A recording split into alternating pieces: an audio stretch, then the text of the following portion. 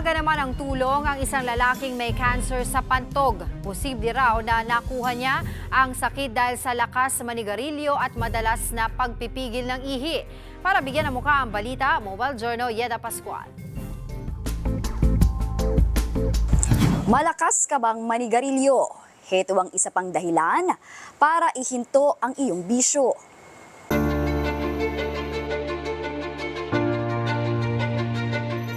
May dugo kung umihi ang 66 anyos na si Tatay Nestor Pasha mula Quezon. Sa loob ng 2 taon, natiis niya yan dahil wala naman daw masakit sa kanya. Nawawala rin naman daw ang pagdurugo tuwing iniinuman niya ng pinigang dilaw na luya. Pero nitong buwan, bigla na lang namilipit sa sakit si Tatay Nestor at nagpasugod na sa ospital. Dito nalaman na siya pala ay may bukol sa pantog. Okay na daw po, natanggal nila yung bukol. Kasi may posibilidad pong bumalik. Ang dami po, ang daming natanggal. Bali pinakita po nila sa amin, sobrang dami. Parang 2 lalagyan, ganun. Ang bukol sa pantog ni Tatay Nestor, cancer na pala. Malakas daw kasi siyang manigarilyo at nagpipigil pa ng ihi. Walang direct na correlation yung pagpipigil ng ihi, no, sa pagkatubo ng cancer sa pantog.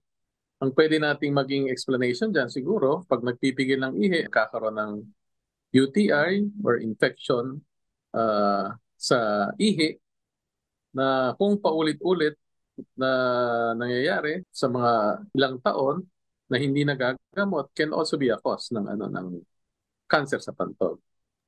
Dagdag pa ni Doc, risk factor sa pagkakaroon ng cancer sa pantog ang malakas na paninigarilyo. Ang sintomas ay pag-ihi ng dugo ng hindi nararamdaman o hindi masakit. Minsan namumuo yung dugo at kadalasan bumabara doon sa daanan ng ihi. Kaya nahihirapan din umihi yung pasyente. Tatanggalin yung buong pantog at gagawa ng panibagong pantog na galing sa bituka. Paalala ni Doc, huwag na idaan sa mga DIY na halamang gamot dahil imbis na mapabuti ay baka mas mapalala pa. Itong mga bukol na ganito, no, pag maagang na-detect, kayang lunasan kung may nakita na may blood sa urine, huwag niyong pag walang bahala, lalong-lalo na kung hindi masakit. No? Huwag matakot magpa-check up sa mga doctors, sa gano'n na hindi na lumala at magawa ng remedyo agad. Pwede na sanang lumabas sa ospital si Tatay Nestor.